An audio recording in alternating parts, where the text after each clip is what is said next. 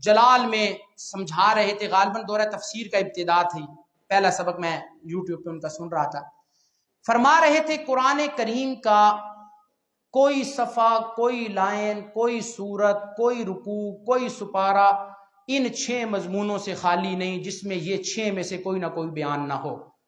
علامہ شبیر احمد عثمانی رحم اللہ کے حوالے سے وہ 6 چیزیں کون سی تھیں؟ فرمایا اس میں اب طرز نہیں ہوگی لیکن بڑی اہم باتیں ملنے والی ہیں، ذرا سنیے گا۔ توحید، رسالت، احکام، قیامت، ماننے والوں کا ذکر اور نہ ماننے والوں کا ذکر۔ فرمایا یہ 6 چیزیں مرزا کے لوگوں، میں الحمدللہ پچھلی رات زندگی کا 17واں مصلی پورا کر کے آیا ہوں، ویسے میرا 18واں بنتا تھا لیکن ایک سال کرونا والے سال کوئی عارضہ تھا، آپریشن تھا، تو میں نہیں سنا پایا۔ تو میں نے ہر 4 کے بعد، ہر روز 4 تراویح کے بعد میں درس دیتا تھا اپنی مسجد میں، تو اس میں اپنے نمازیوں کو یہ رٹا لگوا دیا تھا اور ان 6 میں سے تقریباً روزانہ کوئی نہ کوئی ایک بات اپنی منزل سے لے کے سنا دیتا تھا میں، تاکہ قرآن کا خلاصہ روزانہ چلتا رہے۔ تو رٹا لگا لو، آپ مسلمان ہو نا، سب مسلمان بیٹھے ہیں، کسی سے کوئی پوچھے یار مسلمان ہو، کسی دکاندار سے، کسی کھیتی باڑی کرنے والے سے کوئی پوچھے مسلمانوں تہاڈی کتاب کیڑی قرآن، اس کا خلاصہ کیا ہے؟ آپ کو 6 چیزوں میں اس کا خلاصہ ہے، توحید، رسالت، قیامت، احکام، ماننے والوں کا ذکر اور نہ ماننے والوں کا ذکر، یہ ہر بندہ رٹا لگا لے۔ لیکن جب بندہ توحید کا بیان کرتا ہے نا، پھر دشمن اٹیک کرتا ہے۔ بات بیٹا سیدھا ہو کے بیٹھو، بیٹھو۔ اچھا جی سنیے گا، بات سنیے گا، بڑی دلچسپ بات ہے۔ جس وقت بندہ توحید کا کام کرتا ہے دشمن اٹیک کرتا ہے، کبھی ڈنڈے چلیں گے، پتھر برسیں گے، گولیاں چلیں گی، کیا کچھ ہوگا، اور کچھ نہ ہو تو جادو والا معاملہ بھی ہے۔ تو اللہ نے فرمایا قرآن کے آخر میں 2 صورتیں اتار رہا ہوں، اگر ایسا معاملہ ہو جائے تو ان کو پڑھتے رہنا، انشاءاللہ تمہارا یہ شیطانی اثر بھی تمہارے وجود سے ختم کر دوں گا۔ تو اب یہ 2 صورتوں کا میں ترجمہ کرتا ہوں اور پھر ان دونوں میں جو گہرے نکات ہیں 1-2 سنا کے دعا کرتے ہیں۔ فرمایا قل اعوذ برب الفلق، ارشاد فرما دو میرے پیغمبر میں صبح کے رب کی پناہ میں آتا ہوں۔ میرے والد محترم انہوں نے زندگی میں 46 مرتبہ اللہ کا قرآن ترجمہ و تفسیر سے پڑھایا۔ وہ فرماتے ہیں قل، یہ میرے محبوب کی ختم نبوت کی دلیل ہے۔ قل، اللہ ڈائریکٹ خطاب کرتے ہیں کہ اس کے بعد یہ قل کسی اور کے لیے نہیں ہے، بس یہیں پہ ہے۔ من شر ما خلق، کس چیز کے اندر؟ مخلوقات کی شر سے۔ ومن شر غاسق اذا وقب، اور اندھیرے کی شر سے جب چھا جائے، جنات، موذی جانور، بچھو، سانپ، یہ رات کو نکلتے ہیں نا، تو اندھیرے کی شر سے بچنا چاہیے عموماً رات کو۔ ومن شر النفاثات فی العقد، اور گروں پڑھ کر پھونکنے والیوں کی شر سے، عموماً جادو کا معاملہ عورتوں کے ہاتھ میں۔ ومن شر حاسد اذا حسد، اور حاسد کی شر سے جب وہ حسد کرنے لگے۔ یہ ترجمہ ہے اس بات کا، اس صورت کا۔ میں النفاسات پہ کسی کے ذہن میں کوئی سوال ہے تو میں اس کا حل کروں گا انشاءاللہ العزیز، کیونکہ جب میں مطالعہ کر رہا تھا زندگی میں جب کیا تو اس وقت یہ سوال میرے ذہن میں بھی آیا۔ قل اعوذ برب الناس، ارشاد فرما دو پیغمبر میں لوگوں کی رب کی پناہ میں آتا ہوں۔ مالک الناس، جو لوگوں کا بادشاہ ہے۔ الہ الناس، جو لوگوں کا معبود ہے۔ من شر الوسواس الخناس، وسوسہ ڈالنے والوں کے شر سے جو پیچھے ہٹ کے وسوسہ ڈالتے ہیں۔ معذرت سے علماء تشریف فرما ہے، عام طور پہ اس کا معنی ہوتا ہے جو وسوسہ ڈال کے پیچھے ہٹ جاتے ہیں، ٹھیک ہے؟ کئی چیزیں وسوسہ دل میں چیزیں ڈالتی ہیں، وہ پیچھے سے ہی وسوسہ یعنی پس پردہ رہ کر وہ وسوسہ ڈالتی ہیں۔ تو میں معنی کر رہا ہوں وسوسہ ڈالنے والوں کے شر سے جو پس پردہ یا پیچھے ہٹ کے ہی وہ کیا کرتے ہیں؟ وسوسہ۔ الذی یوسوس فی صدور الناس، لوگوں کے سینوں میں وسوسہ ڈالتے ہیں۔ من الجنۃ والناس، وہ وسوسہ ڈالنے والے کون ہیں؟ جن اور انسان۔ یہ تو تھا اس کا ترجمہ، لیکن چند باتیں اور بھی کروں گا انشاءاللہ العزیز۔ سچ بتائیے آپ تھکے تو نہیں ہیں؟ 2 گھنٹہ ساڑھا شروع ہو رہے ہوں گی۔ قل اعوذ برب الناس، قل اعوذ برب الفلق۔ اعوذ عربی لغت کے اندر اگر گہری نظر سے دیکھا جائے، کہتے ہیں کہ جس وقت اونٹنی کے بچے کو دودھ کی طلب ہوتی ہے نا تو وہ اپنی ماں کے ساتھ آ کے یوں چمٹ جاتے ہیں، عوز. تو رب نے فرمایا اعوذ، جس وقت تمہیں دنیا میں کوئی تکلیفیں آنے لگ جائیں نا تو کسی دربار پہ جا کے نہ چمٹنا، کسی پیر فقیر کو حاجت روا مشکل کشا سمجھ کے اس کے ہاتھ پہ چمٹ نہ جانا. اعوذ، کسے چمٹنا؟ اور اللہ کو چمٹنے کا بہترین طریقہ ہے کہ اپنی جبین سجدے میں رکھ کے اس سے چمٹ کے باتیں کرو. قل اعوذ برب الفلق. لیکن ایک بات بڑی گہری کرنے لگا ہوں. اس سورت کے اندر اللہ نے ہتھیار ایک دیا، اعوذ برب الفلق، صبح کے رب کی پناہ میں آتا ہوں، ہتھیار ایک ہے، اور دشمن چار بتائے، مخلوقات کی شر، اندھیرے کی شر، گروہ پڑھ کر پھونکنے والیوں کی شر، اور حاسد کی شر جب وہ حسد کرتا ہے. مولا یہ کیا ہوا؟ یہاں ہتھیار ایک دیا، دشمن چار دے دیے، اور اگلی صورت میں ہتھیار تین دیے، دشمن ایک دیا. کون سا ہتھیار تین تھے؟ برب الناس ایک ہتھیار، ملک الناس الہ تین ہتھیار، اور دشمن ایک دیا، من شر الوسواس الخناس شیطان. ٹھیک ہے. اب بولا یہ کیا ہوا؟ اللہ نے مسئلہ سمجھایا کہ وہاں پچھلی صورت کے اندر جو چار دشمن بتائے نا تمہیں، وہ چار تمہارے دشمن وہ ہیں کہ جنہوں نے اٹیک کرنا ہے تمہارے بدن پر، یا دنیاوی لحاظ سے، یا کس لحاظ سے؟ دنیاوی لحاظ سے. اور اگلی صورت میں تین ہتھیار دے کے ایک دشمن شیطان والا بتایا کہ شیطان نے حملہ کرنا ہے تمہاری روح پر اور ایمان پر، اور اللہ نے وہاں ایک ہتھیار دیا، یہاں تین دیے. اشارہ کر دیا روح اور ایمان کا مسئلہ دنیا اور بدن سے زیادہ اہم ہے. بات سمجھے کہ نہیں سمجھے؟ روح اور ایمان کا مسئلہ یہ بدن اور دنیا سے زیادہ اہم ہے. وہاں ایک ہتھیار چار دشمن، یہاں تین ہتھیار اور ایک دشمن. فرمایا کہ اس چیز کو ذرا ذہن میں رکھیے گا. اچھا جی، اب ایک دو باتیں اور ذرا سن لیجئے. یہ جو میں نے ابھی بات سنائی نا ہتھیار والی، اس کو میں نے اپنے لفظوں میں تعبیر کیا، ورنہ یہ امام رازی رحم اللہ کی بات ہے. من شر النفاثات فی العقد. سوال پیدا ہوتا ہے کہ صرف عورتیں تو جادو نہیں کرتی، بڑے بڑے پیر بھی جادو کرتے ہیں، کہلواتے پیر ہیں، حقیقت میں پیر ہوتے ہیں، وہ جادو کرتے ہیں. تو سنیے گا، النفاثات جو مؤنث آیا ہے نا، یہ صرف عورتوں کے لیے نہیں بلکہ یہ نفوس انسانی مراد ہیں. وہ نفس جو یہ کام کرتے ہیں، اور نفوس انسانی یہ مؤنث ہے، چاہے وہ مرد کرے یا عورت کرے. من شر النفاثات فی العقد، اس میں آ گئی بات، علماء کی بات ہے، وہ سمجھ رہے ہوں گے. اور حاسد کی شر سے جس وقت وہ حسد کرے، بخاری شریف کی روایت ہے، لا حسد الا فی اثنتین، دو باتوں میں کے بارے میں حسد جائز ہے. ٹھیک ہے، یعنی کیا مطلب؟ اگر نہیں ہے حسد مگر دو بندوں میں، یعنی حسد کرنا ہے تو ان میں کرو. اب حسد تو جائز نہیں ہے، تو پھر اس کا معنی کیا ہوگا؟ لا حسد الا فی اثنتین، غیبتہ نہ کرو، حسد نہ کرو، غیبتہ کرو. غیبتہ کا معنی ہوتا ہے رشک کرنا، یار فلانے کو نعمت اللہ مجھے بھی دے دے. ٹھیک ہے، حسد نہ کرو، غیبتہ کرو. اور غیبتہ بھی صرف دو کاموں میں کرو. وہ کون سا؟ ایک وہ بندہ جو راتوں کو کھڑے ہو کے تہجد میں قرآن پڑھتا ہے، اور دوسرا وہ بندہ جو اللہ کے راستے میں مال خرچ کرتا ہے. ٹھیک ہے، حسد تو کسی معاملے میں نہیں کرنا، لیکن غیبتہ جو رشک اور کرنا ہے وہ بھی صرف ان دو کاموں میں کرو. انجنا کو فلانے دی کوٹھی تے میری بھی کوٹھی، فلانے دی چنگی گڈی تے میری بھی چنگی گڈی ہوئے، نہیں. اللہ سے مانگو، یا اللہ بس دے دے اگر میرے لیے مناسب ہے. اور رشک کرو اس بندے میں، مرزا کے اندر لوگوں کو تلاش کرو، یار کون سا تہجد گزار ہے، پھر کہو مولا وہ تہجد گزار ہے، مجھے بھی تہجد گزار بنا. مرزا میں تلاش کرو، اس اٹک کے علاقے میں، پورے ضلع اٹک میں تلاش کرو، کون ہے جو اللہ کے راستے میں مال خرچ کرتا ہے، دائیں ہاتھ سے دیتا ہے، بائیں کو پتہ بھی نہیں ہوتا. ٹھیک ہے، کون ہے جو دینے والا ہے، کون ہے جو لوگوں کی ضروریات کو پورا کرتا ہے نا.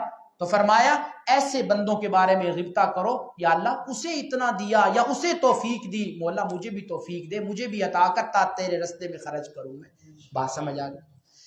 قل اعوذ برب الناس. یہاں پر میں بڑی دلچسپ ایک دو باتیں سنانے والا ہوں. پہلے بتاؤ آپ تھکے تو نہیں؟ لطف آ رہا ہے نا قرآن کی تفسیر سننے کا؟ قل اعوذ برب الناس، مالک الناس الہ الناس. میرے بھائی راشد صاحب سنیں گے اس بات کو اور لطف لیں گے. انسان کے اوپر 3 دور گزرتے ہیں: بچپن، جوانی اور بڑھاپا. کتنے دور گزرتے ہیں؟ 3. جو بوڑھے ہیں اللہ ان کی زندگیاں دراز کرے. جو بچپن میں اللہ انہیں بوڑھی عمر تک لے کے جائے، یعنی اللہ اتنی لمبی عمر دے. جوانوں کو بھی اللہ لمبی عمریں دے. ٹھیک ہے، سنیے گا. ہمارے عبدالرؤف قریشی صاحب 35 سال کی عمر میں اللہ کو پیارے ہو گئے. اللہ ان کو غریق رحمت فرمائے. ان کی اولاد اور ان کی بیوی اور ان کے لواحقین، والدین، ساس سسر بوڑھے ہیں ان کے، اللہ انہیں صبر جمیل دے. اللہ ان کے رشتہ داروں کو صبر دے. اب سنیے گا بات. کتنے دور گزرتے ہیں انسان پہ؟ بولو کتنے؟ 3. بچپن ہے نا، بچپن. بچہ اپنے ماں باپ سے مانگتا ہے جو اس کی پرورش کرتے ہیں، اور بچہ ان کو یہی سمجھتا ہے بس میرا سب کچھ میرا ماں باپ ہے، انہی سے سب کچھ ملتا ہے. میں تو روٹی کہتا ہوں یہ دیتے ہیں، میں کپڑے کہتا ہوں یہ دیتے ہیں، میں ان کو کیا کہتا ہوں، جوتا کہتا ہوں یہ لے دیتے ہیں. میں بچہ یہ سمجھتا ہے کہ میری ساری ضروریات کو کس نے پورا کرنا ہے؟ والدین. جب بچہ بڑا ہوتا ہے نا، جوانی کی دہلیز پہ آتا ہے، باشعور ہوتا ہے، پھر دیکھتا ہے کہ میرا ماں باپ بھی تو کسی کا محتاج ہے. وہ تو ملازمت کرتا ہے فلاں کسی چودھری کی، وہ تو دکان چلاتا ہے، وہ تو فیکٹری چلاتا ہے. بات سمجھ گئے؟ پھر جب جوانی میں یہ دیکھتا ہے نا تو اس کا ذہن بنتا ہے کہ میرا ماں باپ بھی کسی کے محتاج ہیں، میں تو ان کو سب کچھ سمجھتا تھا، یہ آگے کسی سے لے کے آتے ہیں. پھر اللہ زندگی میں مشاہدہ کرواتا ہے کہ بچپن میں رہ کر بھی، اب میں سمجھانے لگا ہوں. اب اللہ کیا سمجھانا چاہتے ہیں کہ بچپن میں بچہ سب کچھ کس کو سمجھتا ہے؟ اللہ کہتے ہیں بچوں کو بچپن میں ہی سمجھا دو والدین کچھ نہیں، برب الناس، سب کچھ کون ہے؟ یعنی اللہ کہتے ہیں بچوں کا عقیدہ بھی درست کرو. مالک الناس. جوان ہوئے، انہوں نے کہا ہمارے والدین تو فلانے کے ملازم ہیں، وہاں سے لے کے آتے ہیں، ان کے دل میں آتا ہے شاید وہ دینے والا ہے. اللہ کہتے ہیں جوانوں کا عقیدہ بھی درست کرو. مالک الناس، یہ نہیں دیتا وہ دیتا ہے. پھر اللہ سمجھانا چاہتے ہیں بچپن میں جس وقت عقیدہ درست ہوا، جوانی میں درست ہوا، بڑھاپے میں جا کے ایسے مشاہدے کراؤں گا کہ بندے کا عقیدہ ہی بنے گا الہ الناس، کہ عبادت ہوتی ہے تو صرف کس کی ہوتی ہے؟ اللہ نے اس لیے 3 صفتیں یہاں پہ ذکر کی ہیں. بات سمجھ گئے؟ اب دوسری ایک اور تقریر یہاں کرنا چاہتا ہوں. انسان کے اندر جو شیطان حلول کرتا ہے، اندر ان الشیطان یجری من الانسان مجری الدم، وہ رگوں میں چلتا ہے. شیطان انسان کے وجود میں جو حلول کرتا ہے وہ 3 طرح سے کرتا ہے. کتنی طرح سے؟ سنیے گا. نمبر 1 شہوت کے ذریعے آئے گا. نمبر 2 غضب غصے کے ذریعے آئے گا. نمبر 3 برے عقائد کے ذریعے انسان کے وجود میں آئے گا. کتنے طریقے سے آئے گا؟ بولو. شہوت سے، غضب سے اور برے عقائد سے. اللہ نے فرمایا جس وقت شیطان تمہیں ناجائز شہوت کی طرف لے کے جائے تو رب الناس، رب والی صفت پہ غور کرنا کہ میں جو میری پرورش کرتا ہے اس نے جہاں مجھے شہوت کی اجازت دی ہے وہاں پہ رہوں گا، تیری نہیں مانوں گا. علاج ہو جائے گا. پہلے شر کا طریقے کا علاج ہو جائے گا. مالک الناس. جس وقت غضب آنے لگے، غصہ آنے لگے، شیطان اندر جانے لگے غصے کے ذریعے، تو اس وقت کہہ میرے پاس غصے کی اگر طاقت ہے نا تو میں اپنے آپ کو بڑا مضبوط سمجھتا ہوں، اس غصے کا علاج کرنا ہے تو ملک الناس، تو کہہ مجھ سے بڑا اوپر موجود ہے، میں غصہ نہیں کروں گا. صحیح ہے؟ الہ الناس. جس وقت شیطان ہمارے اندر حلول کرنے لگے برے عقائد سے، تو جس طرح شہوت کا علاج رب والی صفت سے اور غصے کا علاج مالک والی صفت سے، فرمایا جس وقت برے عقیدے کے ذریعے تمہارے دل میں آنے لگے شیطان تو اس کی اصلاح الہ الناس سے کرو کہ ہمارا معبود کون ہے. ہم برا عقیدہ نہیں رکھیں گے. نظر و نیاز، منت منوتی، عزت ذلت، بگڑی بنانے والا، اولاد دینے والا کسی دربار سے نہیں، کسی قبر کی چادر سے نہیں. سب کچھ ہوتا ہے تو کس کی طرف سے ہوتا ہے؟ اللہ کی طرف سے ہوتا ہے. آگے ایک بات اور سنا دو. آپ کا ایک ایک کر دیا کتنے گال چلی گئی. من الجنت والناس. من الجنت والناس، جنوں اور انسانوں میں سے. کئی لوگوں کے ذہن میں یہ بات آ رہی ہوگی کہ یہ شان نزول کی طرف کیوں نہیں گیا. میں اگر اس طرف چل پڑا نا تو ایک اختلافی مسئلے کی طرف چلا جاؤں گا، تو اس لیے استاد جی میں ذرا اس طرف نہیں جانا چاہتا. یہ تو سب کو، اگر میں اس تحقیق میں آپ کو ایک بات سنا دوں، چلو اب آ گئی تو رہتا نہیں ہوں، کہ جادو ہوا کہ نہیں ہوا، سب سے بڑا ہمارے اوپر اعتراض یہ ہے کہ یہ صورتیں جو ہے نا مکی ہیں. لیکن تحقیق کرو کہ تاج کمپنی والوں کو علماء دیوبند میں سے ہی کسی نے جا کے کہا تھا کہ یہ جو ہیں وہ لکھا کرو، یہ جو ہیں وہ لکھا کرو. بس اتنا ہی اشارہ کافی ہے، میں فضا کو خراب نہیں کرنا چاہتا. اچھا جی، من الجنت والناس، جنوں اور انسانوں میں سے بھی شیطان ہے. شیطان تو وسوسہ ڈالتا ہے نا، جن ہے شیطان ہے وہ وسوسہ، وہ تو سمجھ آ. انسان کیسے وسوسہ ڈالتا ہے؟ الناس آیا نا، من الجنت والناس، کئی سب میری تائید کریں گے انشاءاللہ. لوگ کیسے وسوسہ ڈال سکتے ہیں؟ وسوسہ تو ہوتا ہے دل پر. دل پر رسائی اللہ نے یا خود رکھی ہے یا شیطان کو دی ہے کہ تو ڈال وسوسہ. وہ کہتا ہے ثم لآتینہم من بین ایدیہم وغیرہ وغیرہ، ساری میں ہر طرف سے حملہ کروں گا. تو جو اللہ والے ہیں وہ بچ جاتے ہیں. ٹھیک ہے، اب فرمایا کہ انسان، جنات تو وسوسہ ڈالے گا، شیطان ڈالے گا وسوسہ دل میں. انسان کیسے وسوسہ ڈالے گا؟ انسان وسوسہ ڈالتا ہے کیسے؟ بات کو اسلام کا لبادہ اوڑوا کر یوں پیش کرے گا لوگوں کے سامنے کہ کم علم لوگ اسے اسلام سمجھ کے عمل شروع کر دیں گے. میری بات سمجھنا، میں اس پہ دلیل دینے لگا ہوں. دلیل، جنات شیطان وسوسہ ڈالتا ہے وہ بات سمجھ آتی ہے. لوگ کیسے وسوسہ ڈالتے ہیں؟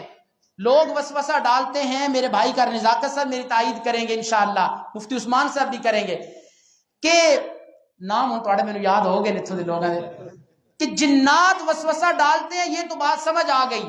انسان کیسے وسوسہ ڈالتا ہے؟ کہ بات کو اسلامی لبادے میں لے آتا ہے اور پھر لوگوں کے سامنے پیش کرتا ہے. کم فہم لوگ اسے اسلام سمجھ کے عمل شروع کر دیتے ہیں. اب ایک اشارہ کروں، بات سمجھ جاؤ گے، بات سمجھ جاؤ گے.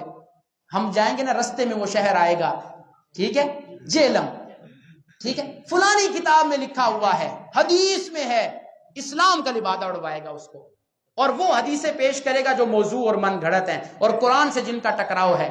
ٹھیک ہے، یہ اسلام کا لبادہ اوڑا، غامدی نے اسلام کا لبادہ اوڑا، مرزے نے، ٹھیک ہے، اور کیا کر دیا؟ لوگوں کے دلوں میں حضرت امیر معاویہ کی عظمت کو کم کرنے کی کوشش کی، صحابہ کی عظمت کو کم کرنے کی کوشش کی.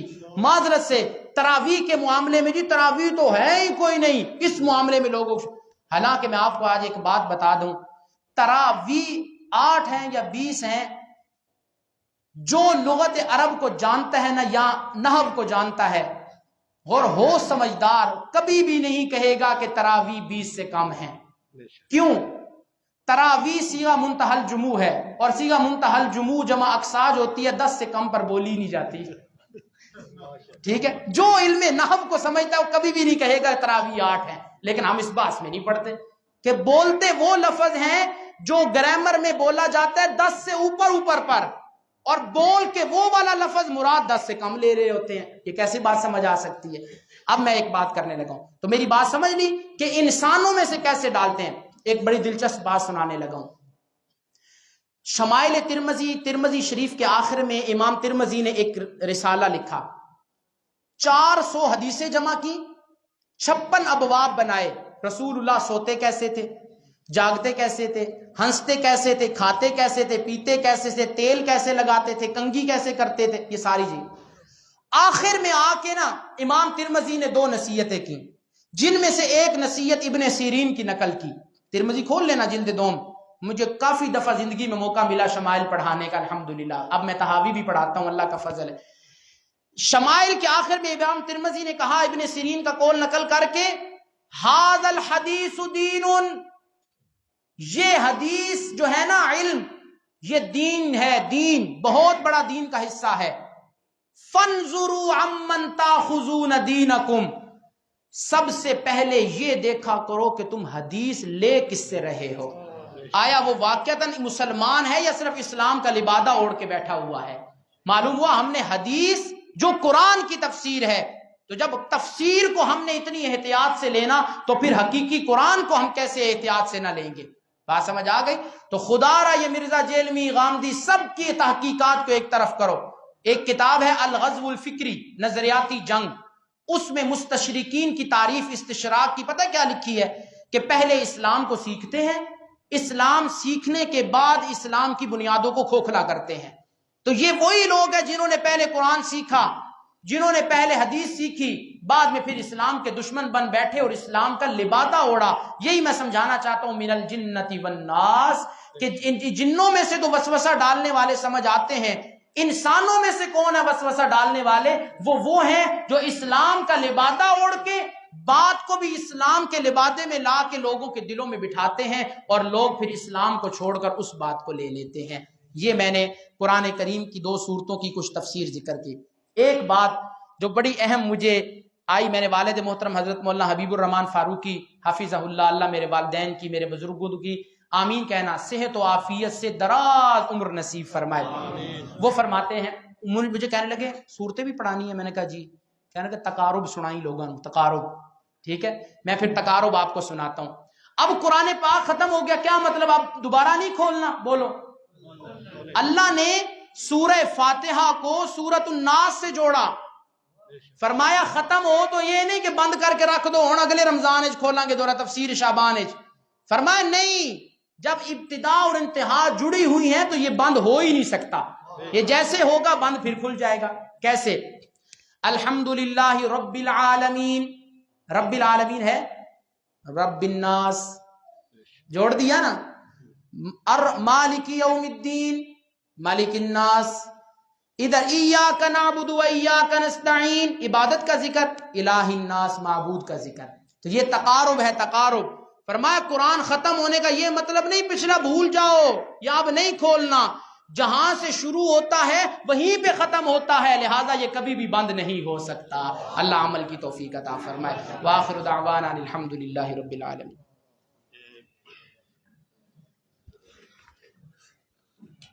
ماشاءاللہ، آپ نے حضرت کا بیان سنا اور ساتھ ہی آخری صورتوں کا درس بھی بہت ہی خوبصورت انداز سے، اور میں سمجھتا ہوں کہ ہمارے اکابرین کی انہوں نے یاد تازہ کر دی ہے. الحمدللہ، اللہ پاک ان کے عمر میں، ان کے علم میں برکت عطا فرمائے. تو میں نے پہلے عرض کیا تھا نا، یہ کوئی روایتی خطیب نہیں ہے. ہاں جی، روایتی خطیب نہیں. یہ بعد روایتی خطیب ہوتے ہیں اکثر آج کل جی، وہ نعتخوان جو ہے وہ جب خطیب بن جاتے ہیں نا تو وہ بڑے مسائل ہوتے ہیں ان کے. تو الحمدللہ اللہ تبارک و تعالی نے ان کو علم سے نوازا ہے. بڑی علمی گفتگو کی انہوں نے، بڑے خوبصورت انداز سے تمام مسائل سمجھائے. اللہ پاک ہمیں عمل کی توفیق عطا فرمائے. تو دعا سے قبل چند اعلانات ہیں. ایک یہ ہے کہ کل انشاءاللہ جامع مسجد صدیقیہ میں وہاں تکمیل تو قرآن کی تقریب ہے. تمام احباب جامع مسجد صدیقیہ میں تشریف لائیں.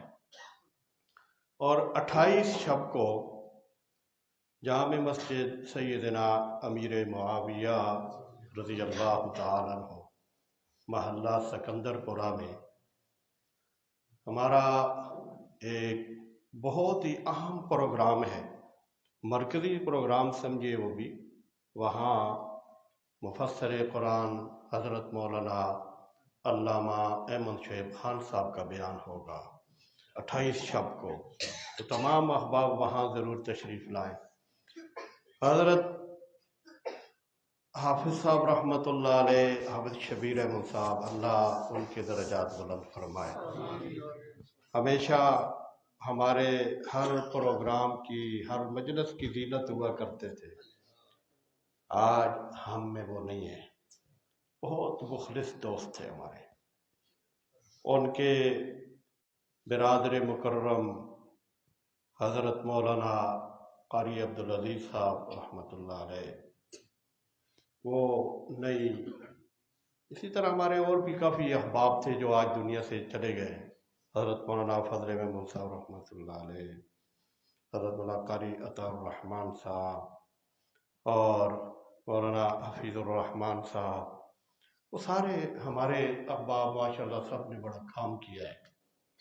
تو ہمارے دوست تھے، ہمارے رفیق سفر تھے، وہ سب وہ دنیا سے چلے گئے ہیں. اللہ تبارک و تعالی ہمارا بھی خاتمہ ایمان پر فرمائے. تو حافظ صاحب کا وہ ماشاءاللہ سٹیج ہے، قاری عبدالعزیز صاحب کا، حافظ شبیر احمد صاحب رحمۃ اللہ علیہ کا، تو وہاں آپ نے ضرور حاضر ہونا ہے. اس پروگرام کو رونق بخشنی ہے آپ سب نے، انشاءاللہ سارے آئیں گے نا؟ ہاں جی. تو دعا میں جی ان کو بھی یاد رکھنا ہے، ان کے لیے دعا فرمانی ہے. شیخ الحدیث حضرت مولانا ظہور الحق صاحب رحمۃ اللہ علیہ ہماری جماعت کے ایک بہت بڑے عالم تھے، شیخ الحدیث تھے، شیخ التفسیر تھے. ہماری دیوبند مسلک کی جتنی جماعتیں ہیں علماء دیوبند کی، ساری کہتی ہے سارے ان کو اپنا سمجھتے تھے، اور وہ بھی سب کو اپنا سمجھتے تھے. یقین جانیے سب کو وہ بھی اپنا سمجھتے تھے اور سارے ان کو اپنا سمجھتے. ہر ایک کہتا ہے کہ وہ ہمارے. لیکن نظریاتی طور پر عقائد میں الحمدللہ بہت پختہ انسان تھے، اور جمعیت اشاعت التوحید و سنت کے ساتھ ایک والہانہ ان کو محبت تھی، عقیدت تھی، اور اشاعت توحید کا ہی انہوں نے ساری زندگی کام کیا ہے. تبلیغی جماعت کا بھی بہت کام کیا انہوں نے. تو اللہ کے فضل سے یہ ایک بہت ہی خوش قسمت انسان تھے کہ اللہ کا گھر کا طواف کرتے ہوئے عمرہ کی ادائیگی کے لیے گئے. طواف کرتے کرتے احرام میں اللہ کو پیارے ہو گئے. جنازہ ان کا خانہ کعبہ میں ہوا. جنازہ ان کا کہاں ہوا؟ خانہ کعبہ میں. اور قاری عبد الرحمن سدیس نے ان کا جنازہ پڑھایا. ابھی مجھے کچھ ساتھی بتا رہے تھے، کچھ احباب گئے وہاں تعزیت کے لیے، تو ان کے بیٹوں نے مفتی مطیع الرحمن صاحب نے بتایا، کہتے ہیں کہ بیمار تھے. میں نے پوچھا کہ ابو جی اب آپ بیمار بھی ہیں، تو بڑھاپا دنیا سے جانا تو سب نے، تو آپ جب فوت ہو جائیں تو آپ کی قبر ہم کہاں لگے، حسن ابدال میں یا سرگودا میں لگائیں؟ تو آگے سے پتہ ہے کیا جملہ ارشاد فرمایا انہوں نے؟ جواب میں یہ فرمایا، حضرت فرمانے لگے میری قبر سے آپ بے فکر رہیں، میرے کفن دفن سے میں نے 25 سال اپنے رب سے رو رو کر مانگا ہے، اور میں نے اپنے رب سے اپنی قبر کے متعلق مانگا ہوا ہے میری موت خانہ کعبہ میں آئے گی انشاءاللہ، اور اللہ انشاءاللہ مجھے وہاں میری تدفین ہوگی. آپ بے غم رہیں اس سے. یہ ہے یقین، یہ ہے توحید پر ان کا عقیدہ، ان کا اللہ پر پختہ یقین تھا. انہیں پتہ تھا اللہ سے مانگا ہے اور اللہ میری دعا قبول فرمائیں گے، اور اللہ نے قبول فرما لی ہے. تو ان کے لیے بھی دعا فرمانا جی. باقی مولانا عبدالرب صاحب ابھی فوت ہوئے، ہماری جماعت کے ایک نوجوان عالم دین، اللہ ان کی بھی مغفرت فرمائے. نہیں آپ